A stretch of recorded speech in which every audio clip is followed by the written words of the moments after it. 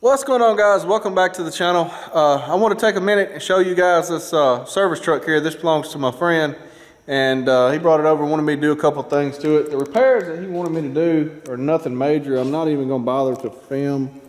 I'll show you, but I'm not going to bother to film because it's nothing to it. The heater hose that goes to the heater core right here, the firewall, you see the end of it? It comes up here, right here. The end of the fitting broke off. It's got those plastic ends on it.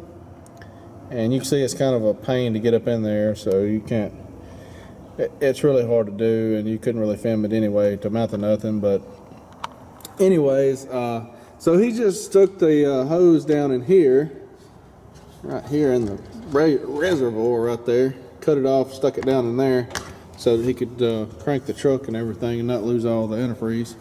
And he got me a new hose. This is the aftermarket hose setup, and this is the connector that plugs on the heater core, and then you just put that on there and put a hose clamp on it. That's all that is to that. But he had that, and then he had a U-joint or something he wanted me to check and maybe put a U-joint in it.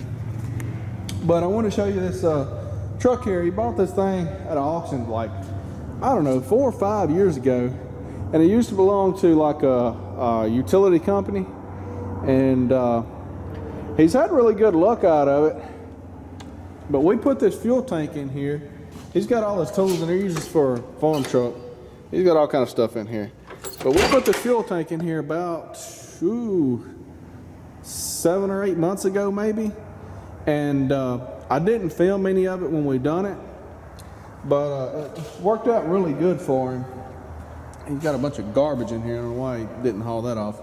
But that's a 100-gallon tank, and we set it up.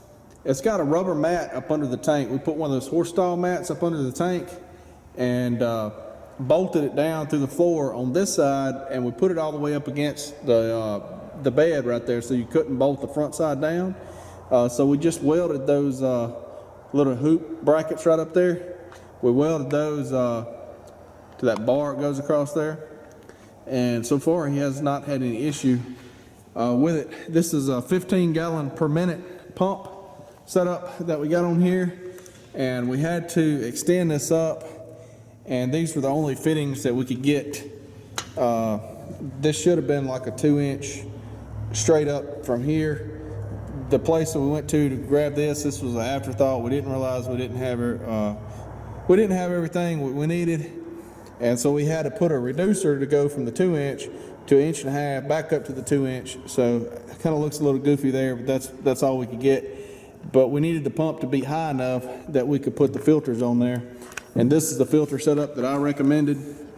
That's a water block filter right here in this first one. And I don't remember if this is a 10 or 15 micron, but then this is a 2 micron right here, the 72230 that Tractor Supply keeps.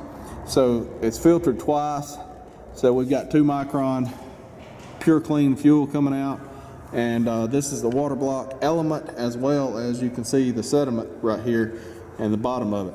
And I've been telling him since he bought the tractor new in 2014 that he needed to spend the money and get him a tank set up like this. He used to have a big round tank that just sat in the back here, like took up the whole bed, and it really wasn't, it was just, he had a strap across it. It wasn't really secured properly. He just had an old tank on it and one screw-on filter, and I think there for a period of time he didn't even have a filter on it, and he was pumping all kind of garbage into his tractor. And anyway, he wound up having to take his tractor to the dealer, spend over $5,000 getting a new injector pump and new injectors. So after that, he decided he would spend $1,000 on a tank setup and let me put it in for him and get it hooked up right. So that's what he wound up doing. It would have been a lot better if he would have done it to start with. Good possibility that he wouldn't have run an injector pump and a set of injectors, but don't know that for sure. But my speculation, it certainly wouldn't have hurt, because the injector pump on his tractor is like the LML Duramax trucks and the 6.7 Power Strokes. It's a Bosch CP4 pump, and they do not tolerate dirt or water or any kind of contamination at all. They're not a really durable pump. They've had a lot of issues with them, and so you need some really clean fuel to go in there to help them out. And he didn't want to spend money on buying a new tank because they'd had one that had been on the farm since like the 70s or something, and you know, just didn't want to spend the money, but he had to anyway. So you know how that story goes, but I thought I'd show you this setup. I thought it was a pretty cool setup. I've actually thought about getting something like this myself, but I don't want like a 100-gallon tank set up in the bed of a truck, because it sits below this service body here, but on a regular truck, like the bed's a lot lower, so that it would all stick up like way too high. So I may look into getting something, I want something that's like a toolbox combo that's more confined. It would be pretty cool to have one of these like mounted on a trailer. I've thought about doing that as well. But so far I'm still using fuel cans. I don't use that much fuel, not like he does.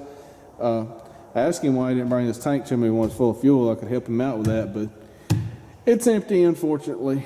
But they go through a lot of fuel over there, putting in tractors and stuff. They got a couple big tractors, and it doesn't take them long to burn up 100 gallons. But that's a pretty cool setup regardless. I think that he's got some good clean fuel now, and that's very important to have a good filtration system on it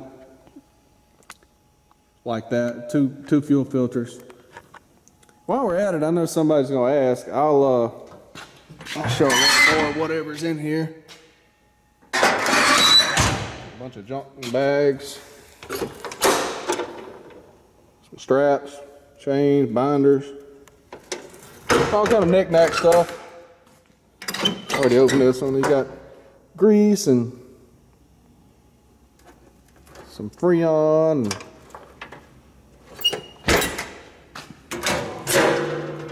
got some jumper cables, a grinder, clevis pins, circlips, O-rings, impact wrenches, and all kind of little neat stuff in there. Clips, pins that you would need, air gauges and stuff, zip ties, test light, valve stems, all kind of stuff that you would need for a in the field repair. Roll pins, grease zerks, cotter pins. Like a pretty usable box there. All the time needing stuff like that. I keep my stuff over here on the shelf. I got some stuff like that too. But look in this box here. Some power steering fluid and a funnel. Something in a bag. I don't know what it is. Probably greasy. I'm not going to touch it. Got some wrenches, some pliers, more wrenches, tape measure, heat gun, some humongous vice grips there, wire brushes,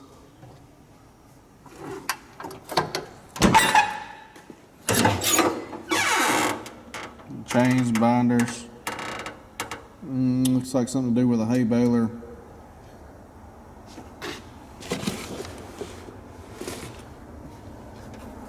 Trailer hitch. Got some more old tools up here, a couple of hammers. Nothing real expensive or anything, just normal old stuff that you need around the farm to kind of keep everything going.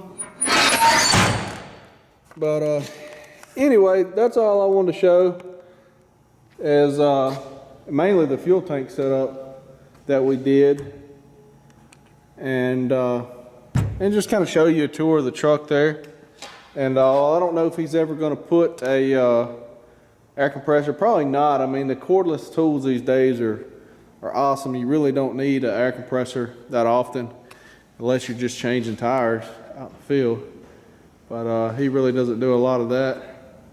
So I don't know if he'll ever put one of those. He's got a welder, but he keeps it on a different truck. You don't want it sitting out in the and the elements all the time, and the paint fading and all the stuff getting where it doesn't work on it. So I don't blame him for that. But anyway, that's a wrap for this video. We got some more stuff coming. Thanks for watching. We'll see you guys in the next one.